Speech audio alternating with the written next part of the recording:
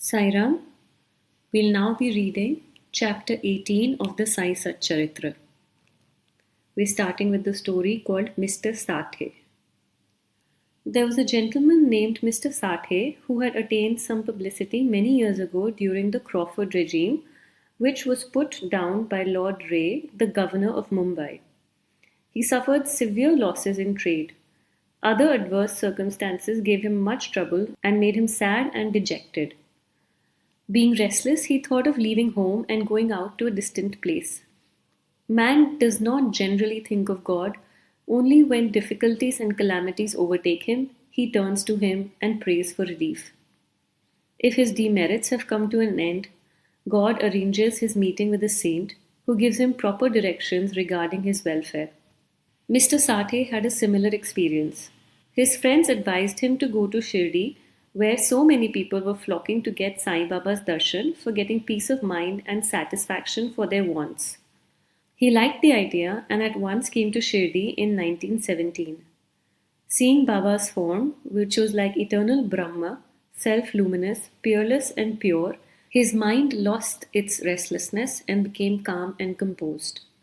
He thought that it was his accumulation of merits in his former births that brought him to the holy feet of Baba.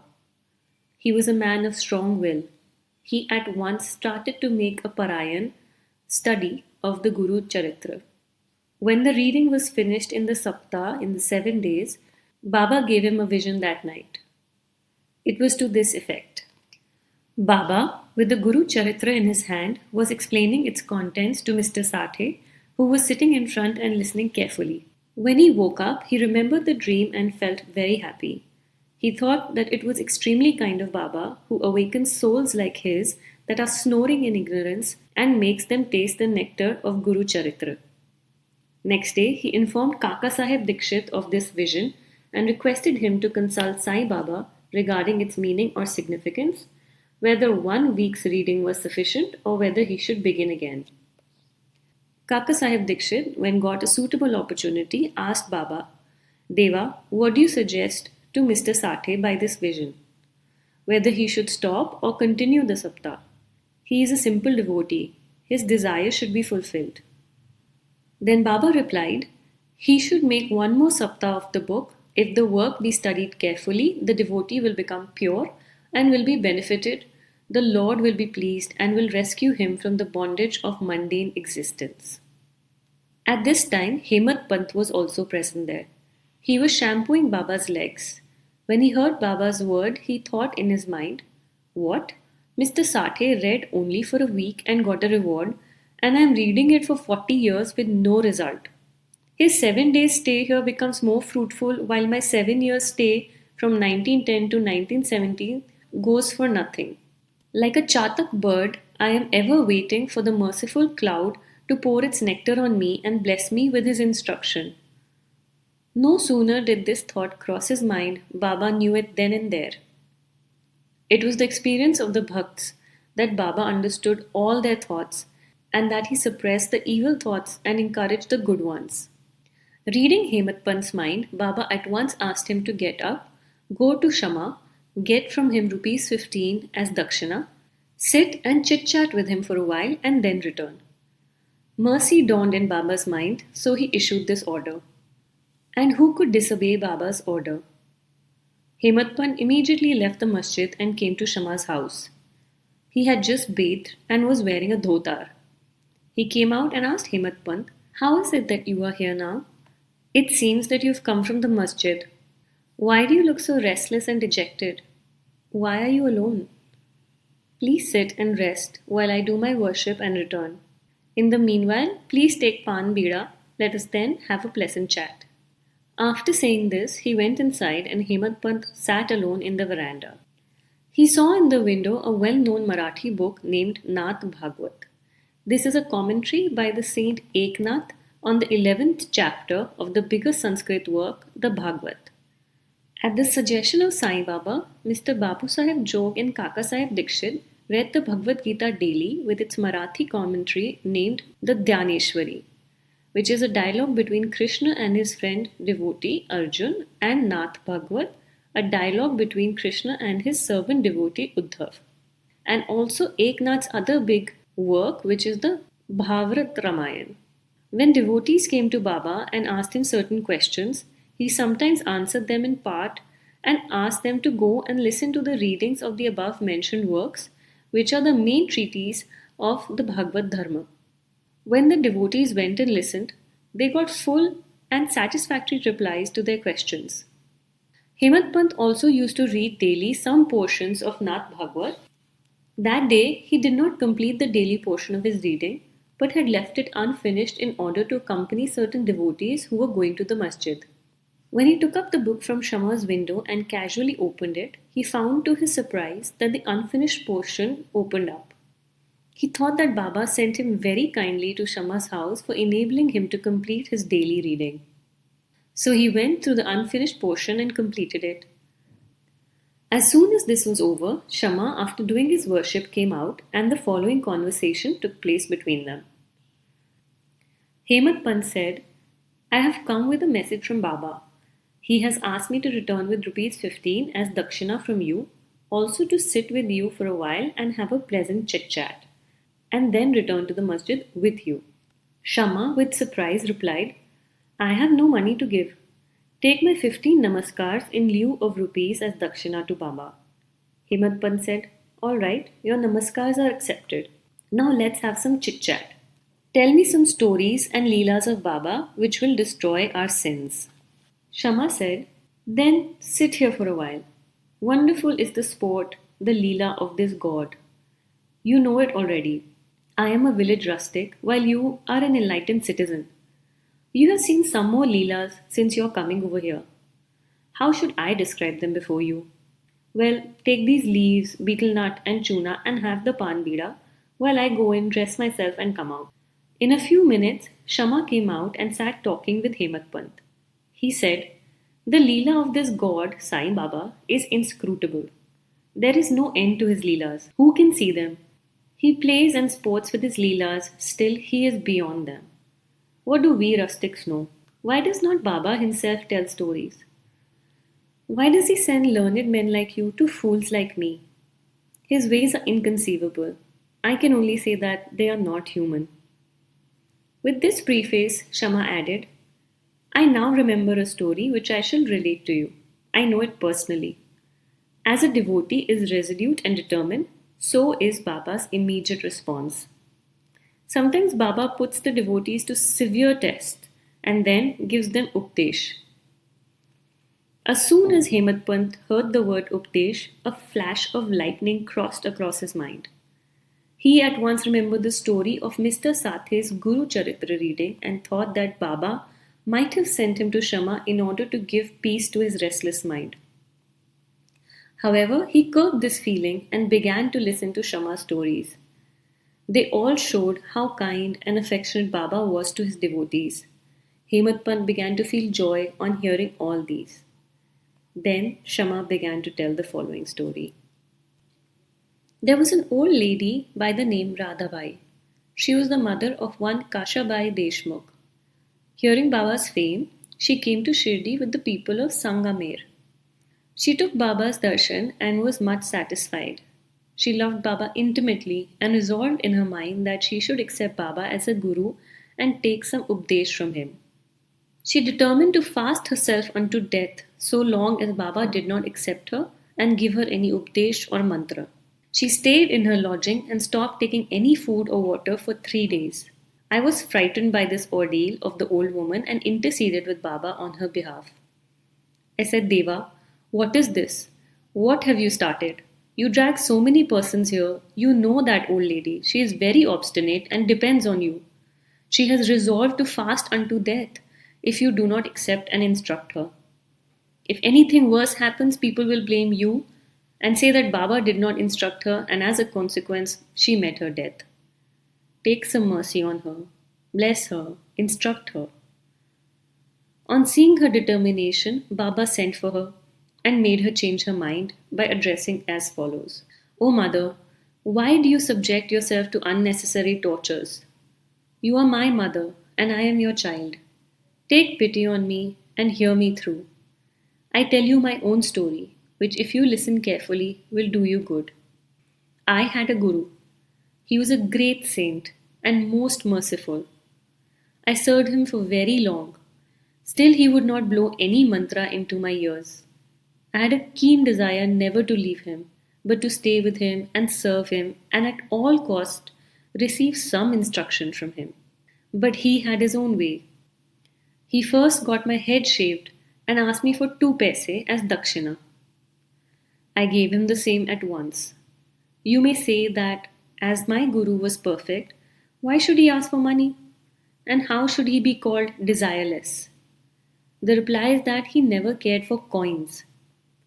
His 2 paise were firm faith and patience or perseverance. I gave him these 2 paise and he was pleased. I resorted to my guru for 12 years. He brought me up. There was no dearth of food or clothing. He was full of love, or say, he was love carnate itself. How can I describe it? He loved me most. Rare is a guru like him. When I looked at him, he seemed as if he was deep in meditation, and then we both were filled with bliss. Night and day I gazed at him, with no thought of hunger or thirst. Without him, I felt restless. I had no subject to meditate upon, nor any other thing than my guru to attend. He was my sole refuge. My mind was always fixed on him. This nishtha is 1 paise of the dakshina. Saburi is the other paise. I waited patiently and served my guru. This saburi will ferry you across the sea of this mundane existence. Saburi removes all sins and afflictions, gets rid of calamities in various ways, and casts aside all fear, and ultimately gives you success. Saburi is the mine of virtues, consort of good thought. Nishtha and Saburi are like twin sisters, loving each other very intimately. My guru never expected any other thing from me. He never neglected me, but protected me at all times. I lived with him and was sometimes away from him, still, I never felt the absence of his love. He always protected me by his glance, just as the tortoise feeds her young ones, whether they are near her or away from her, on the other side of the bank, by her loving glances. O mother, my guru never taught me any mantra. Then how shall I blow any mantra in your ears? Just remember, the guru's tortoise like loving glance gives us happiness. The following portion is in bold and should be noted carefully. Do not try to get any mantra or updesh from anyone. Make me the sole object of your thoughts and actions, and you will no doubt attain Paramatma, the spiritual goal of life. Look at me wholeheartedly, and I in turn look at you. Sitting in this masjid, I speak the truth, nothing but the truth. No sadhana or proficiency in the 6 Shastras is necessary. Have faith and confidence in your Guru. Believe that the Guru is the sole actor or doer. Blessed is he who knows the greatness of his Guru and thinks of him to be Hari, Hara, and Brahma, the Trimurti incarnate. Hearing this story carefully and attentively and marking its significance, Hemadpant was most agreeably surprised. On seeing this wonderful Leela of Baba, he was moved from top to toe. He was overflowing with joy, his throat was choked, and he was not able to utter a single word. Shama, on seeing him in this condition, asked him, "What is the matter with you? Why are you silent?" Just at this time, the bell in the masjid began to ring, proclaiming that the noon worship and aarti ceremony had begun. Therefore, Shama and Hemadpant hurried to the masjid. Bapu Sahib Jog had just started the worship. Women were up in the masjid and men were standing below in the open courtyard, and they were all singing the aarti in chorus to the accompaniment of drums. Shama went up, pulling Hemadpant with him. He sat to the right and Hemadpant in front of Baba. On seeing them, Baba asked Hemadpant to give the dakshina brought from Shama. He replied that Shama gave namaskars in lieu of rupees and that he was there in person. Baba said, "All right, Now let me know what you both had a chit chat about. And if so, tell me all the things you talked about. Not minding the sounds of the bell, the drum, and the chorus songs, Hemadpant was eager to tell Baba what they had talked about and started to narrate it. Baba was also anxious to hear, and so he left the bolster and leaned forward. Hemadpant said all they talked about, especially about the old lady, and described how he was wonderfully blessed. Baba then said, "Wonderful is the story. How were you blessed? I would like to know everything in detail from you. So tell me all about it." Then Hemadpant related in full the story which he had heard a little while before and which had made a lasting impression on his mind. Hearing this, Baba was much pleased and asked him, "Did the story strike you and did you catch its significance?" He replied, "Yes, Baba.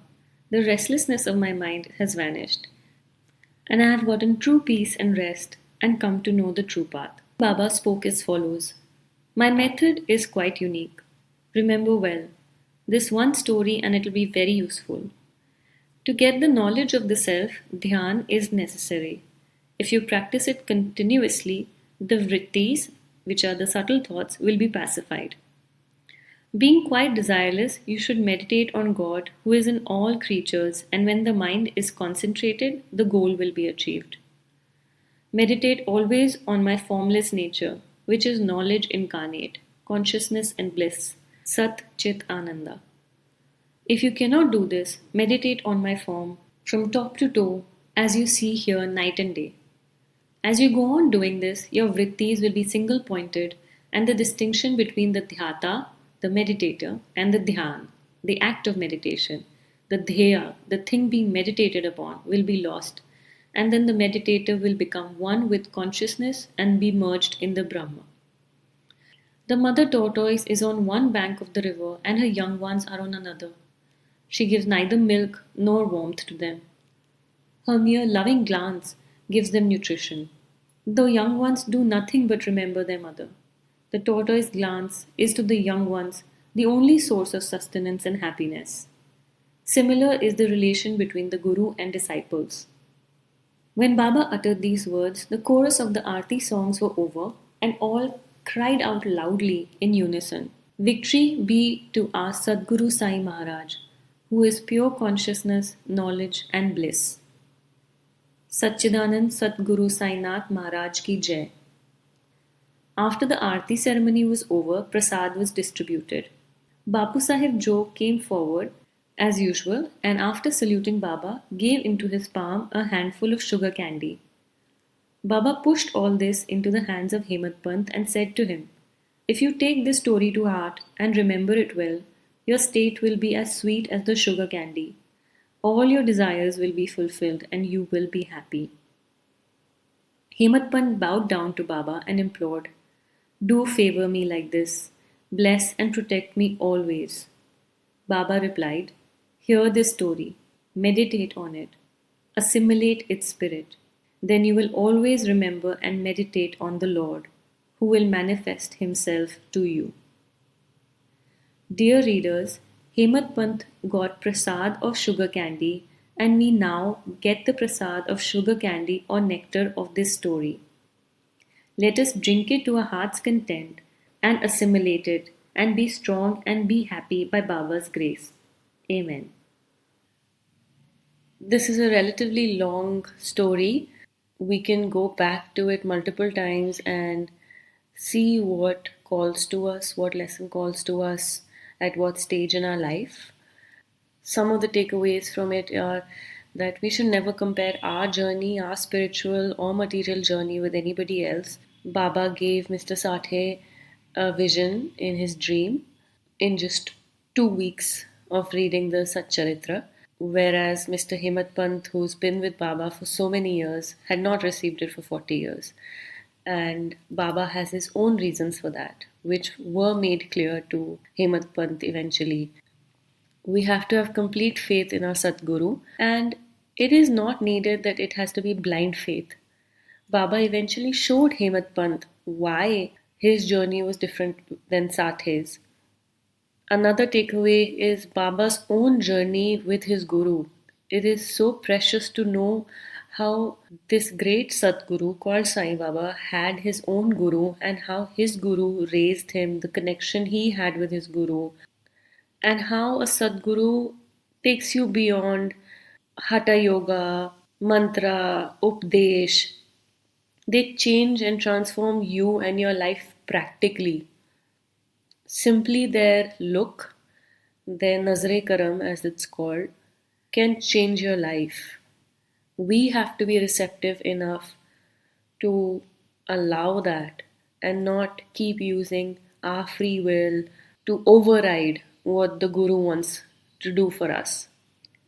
Baba's also made it so easy to go to the ultimate reality, our highest truth, by simply focusing on Him, His Nirgun Avatar, which is Satchidanand, or His Sagun Avatar, which is the form we all know. Baba, in His great generosity, has just given us a simple path of focusing on Him and letting His grace take us where we need to go. We will cover chapter 19 in the next reading. Sai Ram.